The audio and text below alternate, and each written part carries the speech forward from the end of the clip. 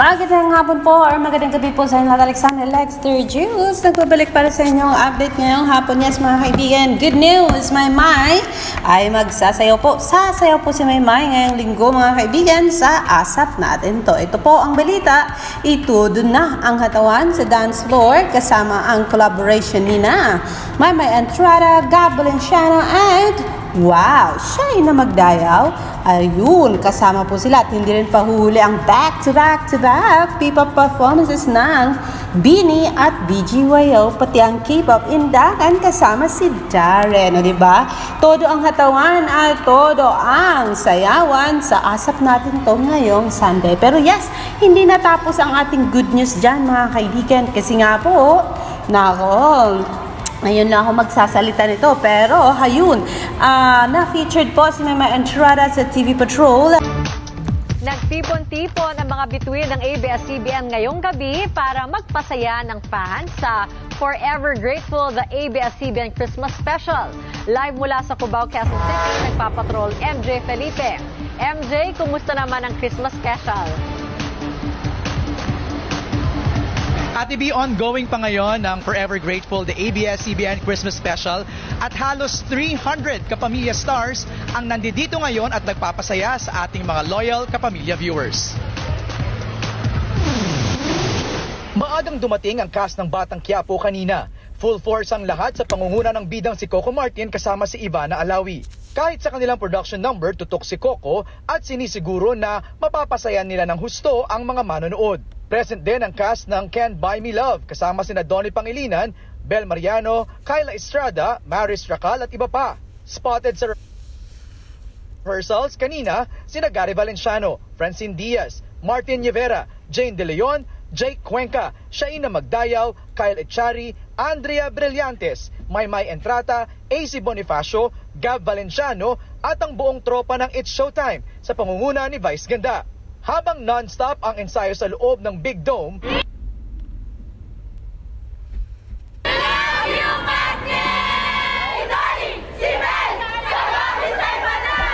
mataas na rin ang energy ng fans sa labas. Masaya sila na makakapanood na ulit ng Christmas special ng ABS-CBN matapos ang 3 taong pandemya. Masaya po kami na nagbabalik na yung Christmas special because dito nakikita namin yung mga iba't ibang artista and then makikita ulit namin sila. Masaya kasi Noong katatapos lang ng Christmas special Forever Grateful. Ayun, pasalamat tayo sa dami ng artista, 300 artists, performance and tawag dito, Star Magic man or anong klase man sila, saan man sila grupo, pero nandoon, Rise Up man, whatever they are, nandoon kasama si Maymay. Iilan ilan lang po ang pangalan na i-feature ni TV Patrol, pero yes, we are so happy and we're so proud. Hindi man na pangalanan ng kanyang fandom, ayun, na Maymay, pero hayun, na-feature po siya ng TV Patrol. Ngayon lang to natin bahagi sa inyo dahil ngayon lang po tayo nakaisip na magwaragwag, magsalita about Christmas special. Ayan mga kaibigan, ayun, hindi lang yan, from ASAP natin to TV Patrol feature, ayan, Maymay Entrada. Naku, ilalabas daw ngayong Biyernes, ngayong araw na ito yata ito kasi walang date. Sabi kasi ni ABS-CBN, first look, manoorin nyo, tingnan nyo to mga kaibigan. Sabi niya, Maymay Entrada adds vocals to the 2023 Christmas ID extended cut to be released on Friday, which will, ayun, still include this lower official tune. Composers ng extended cut na ito ay si Mr. Jonathan Manalo and Kiko Salazar. Ayun, idadagdag daw nila dito ang P-pop inspired P-pop inspired portion. Yun, nasabi ko din.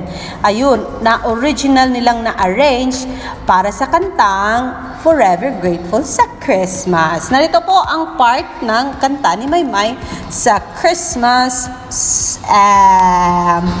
song ng 2023.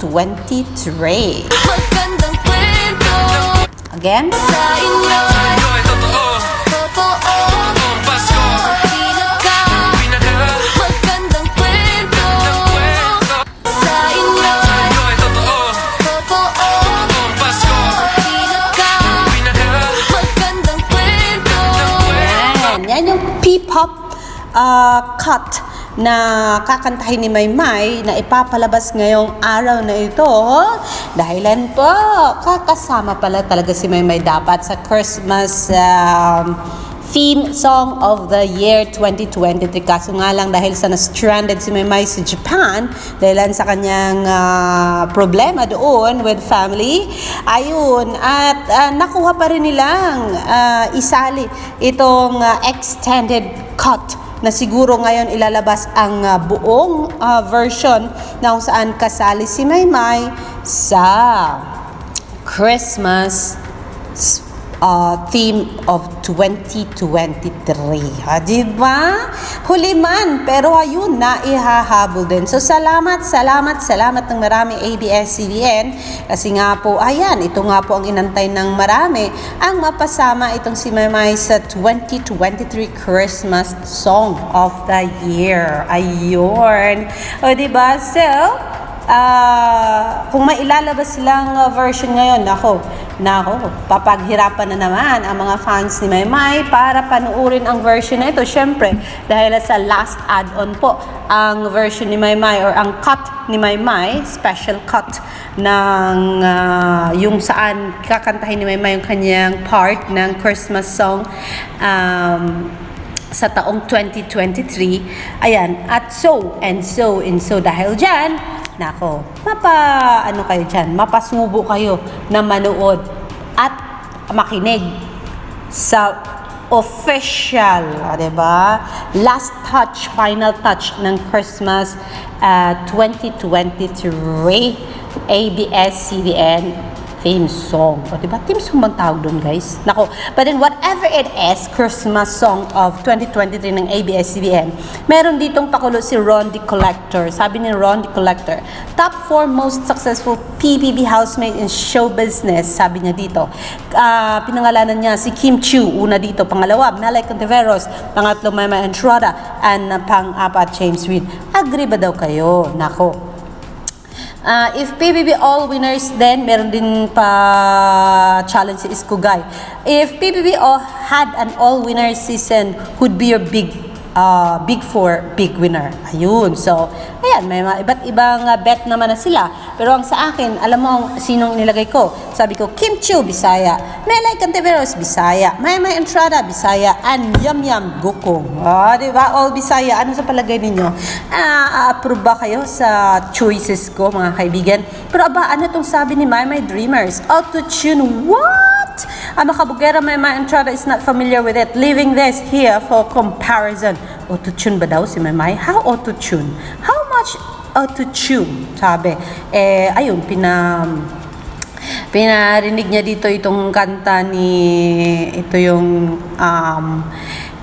Clash ni Maymay Entrada and AC Bonifacio. And I think nakita nyo na ito, mga kaibigan. So, I won't play this anymore. But then, for you to have the picture in your brain kung anong klaseng kanta ba ang auto-tune na sabi nila auto-tune daw si Maymay ba? Si Maymay ba ang auto-tune of all the people? Narito po yan.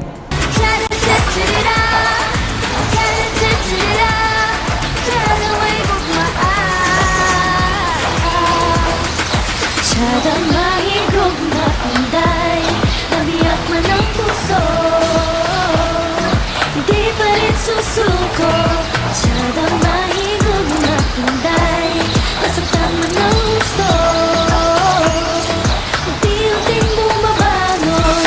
So, yan po ang sabi nila na auto-tune. Whatever auto-tune you are talking about, I do not care at all. Ang importante sa akin ay Maraming nagmamahal kay Maymay at dire-diretso po ang blessings for Meridel, Maymay, and Trata. Pero merong panawagan si Maymay Dreamers kasi nga po dahilan dito sa Wish Collusive, Maymay and Trata o to Dedma 70.90% ang bumoto ay medyo bumaba na daw po, nag-decrease na daw po ang gap niya from Ginto ng SB19. So kung maaari daw po ay makitulong at boto na rin for Meridel, Maymay, and Trata sa Wish Collusive Awards for 2023. Let's work harder, Dreamers, as our gap decreased. Ang sabi ni Maymay Dreamers. And again, let's respect everyone's effort. Let's work harder as we are against a very big and established fandom. O, diba? Laki din ng mga kalaban ni Maymay dito sa patimpalak na ito kasi ang kalaban niya dito ay sina. Sino ba yan? Sino ba ito? Maymay and Trata. Where is Maymay and Trata, guys? Ito yun. Ang kalaban niya dito ay sina Maris Racal, Emma Mori, Maymay and Trata, and SB19. So yan po. Kung wala po kayong ginagawa, baka pwedeng pakitulungan po ang pagboto para sa Wish Collusive ni Meridel, Maymay, and Trata for the year 2023. Pero alam niyo ba na nagpalabas ng napakaganda mga photo shoots, mga pictures itong si Team M. Milan and Rainier de Gala. Rain de Gala. Of course, dahilan sa binihisan nila ng iba't ibang damit. Itong si Maymay noong ABS-CBN Christmas Special Forever Grateful. So narito po ang mga photos na yan. Of course, courtesy of Maymay's Glam Team, na kung saan napakaganda at napakabongga ng mga pandamit ni Maymay pala nung panahong yaon. At hindi lang na close-up dahilan sa nakita natin ay talagang yung kuha ng mga fans na nandoon na medyo malayo-layo konti from the stage ng Araneta Coliseum. Pero yes, mga kaibigan, we are so happy and we are so appreciative sa ginawa ng Bini nung bumaba si Maymay pagkatapos ng kumanta ng Ama Kabugera, dahil ito ang cute-cute daw na inilalayan ng Bini si Maymay and Trata na bumaba ng stage. Diba? Thank you so much for this, Bini. Mahal na mahal nyo si Maymay and Trata. At sabi pa nga ng iba ay si Maymay ang pang-siyam na miyembro ng Bini Philippines. Pero yes, mga kaibigan, yan po ang ating update on Meridel, Maymay, and Trata. Thank you so much sa mga pa-update na ito na ginawa ng iba't ibang accounts sa social media. If not for them, of course, wala po akong maibabahagi sa inyo. Pero yes, ito po ang pinakamagandang maibahagi ko sa ngayon sa inyo. Itong pagganda ni Maymay ng ano bang kinanta nila? Kasama niya si Andre Brillantes, Maymay and Trata. Let's kill it. Parang may some kind of kill. But then yes, here is Maymay and Trata with Andre Brillantes and another girl na hindi ko mapangalan kasi masyadong malayo po ang mga mukha nila from the camera.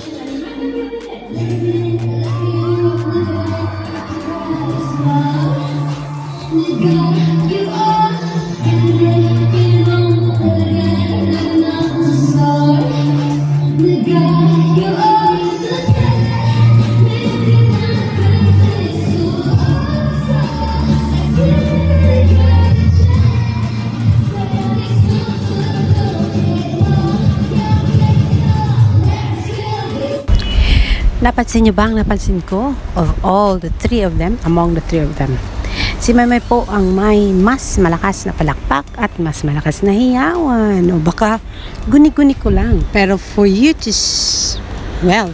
hear that or see that, narito po muli, Maymay and Trata, ayun, alam ko na just kill it love, parang ganon. Just kill this love, parang ganon ang kanta ng Blackpink or Blink. So here we go, Maritel, let's go.